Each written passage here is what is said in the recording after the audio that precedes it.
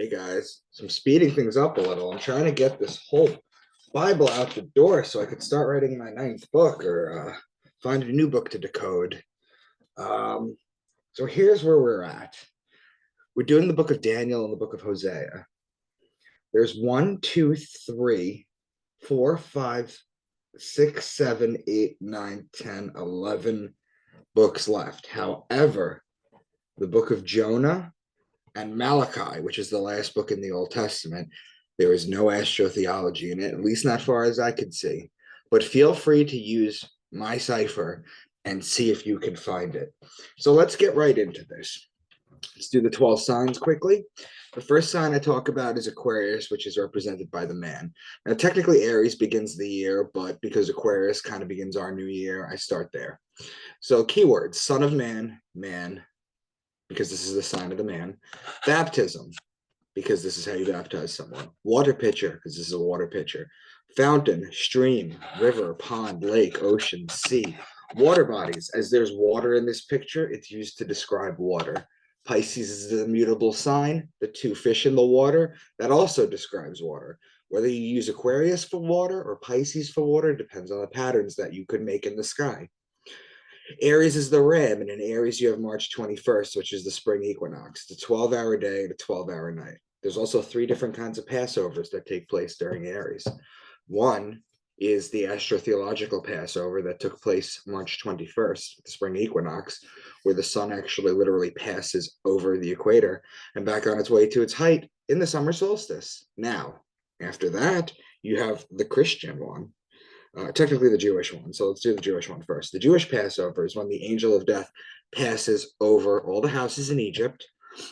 Anyone that doesn't have the lamb or the ram's blood, again, the lamb, it's the lamb's blood, but the lamb is a baby ram. So anyone that doesn't have the lamb or the ram's blood, the reason behind that is they're the people of Aries. They're the age of Aries. That's why they have it there. Anyone that doesn't have that, their firstborn sons get killed. And in Christianity, the passing over is changed and it becomes the resurrection of God's son.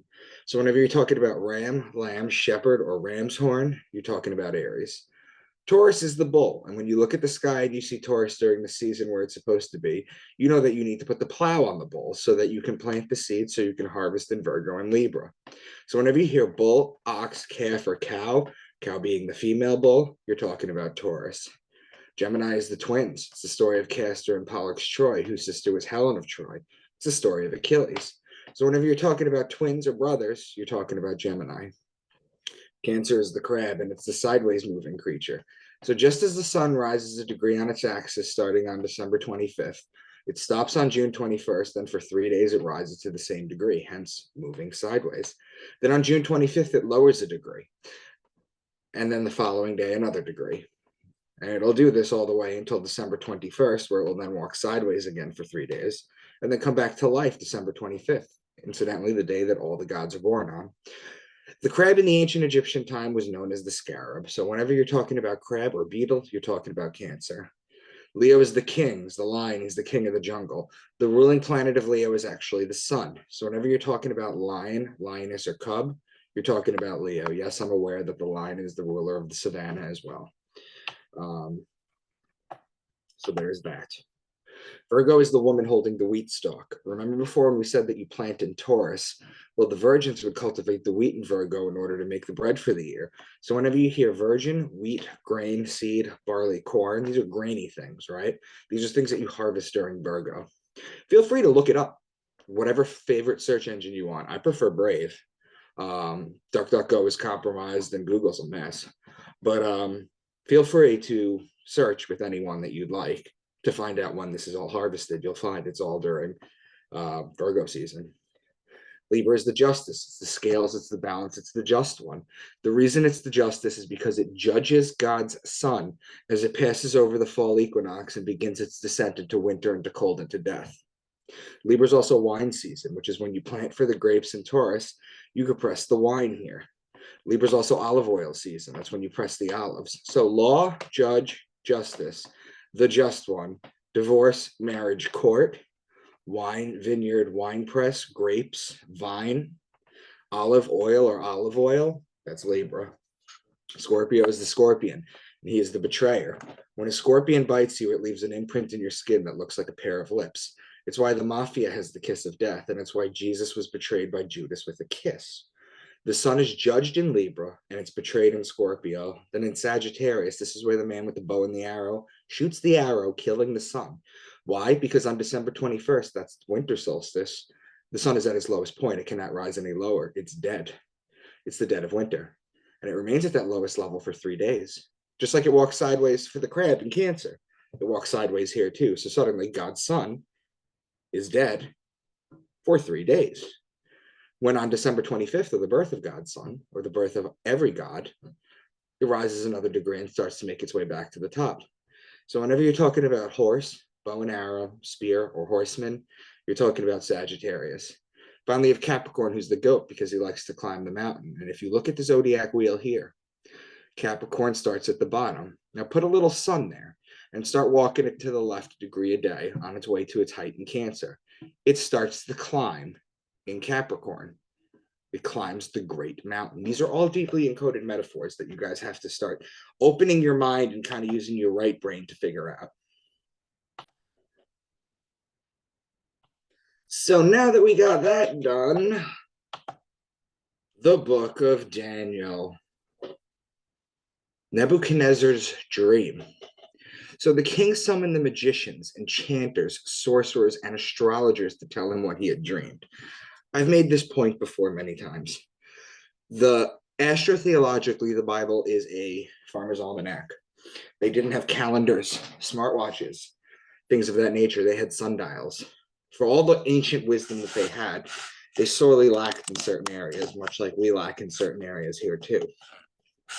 However, they used to use astrologers. This is proof right here in the Bible.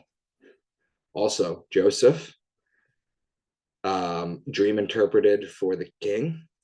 The three wise men were astrologers. Here's the Roman Catholic Catechism 2116. All forms of divinity are to be rejected. Recourse to Satan or demons, conjuring up the dead, or other practices falsely supposed to unveil the future.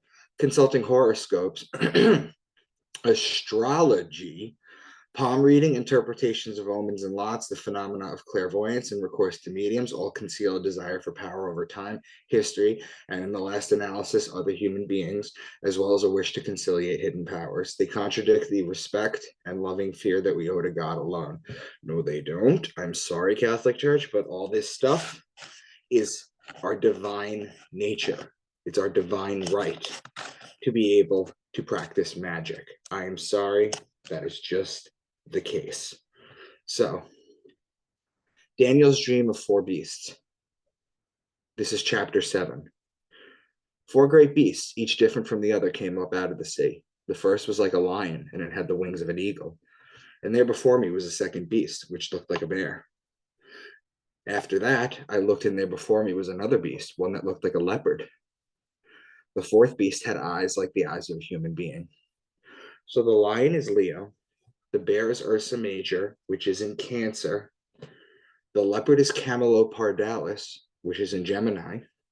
Remember, Camelopardalis is a combination of 2. Camelos, camel, and Pardalis, which means leopard. The fourth was Virgo, the human. Now watch what happens here. Gemini, Cancer, Leo, and Virgo. The 4 beasts are 4 signs in a row on the zodiac. So if I were to show you the wheel here, Gemini is at the top left, Gemini, Cancer, Leo, and Virgo. So that's what we're looking at here. Deep patterns. That's all that there really was in the book of Daniel. The book of Daniel is kind of short. Daniel's in the lion's den. It's kind of short, and there wasn't really much astrotheology in there. And I leave out individual mentions of certain signs because I only look for patterns. And I've mentioned this before, that my presentations would be a hell of a lot longer. So this is the book of Hosea. This is a little deeper. 2:5. She said, I will go after my lovers who give me my food, my water, my wool, and my linen, my olive oil, and my drink.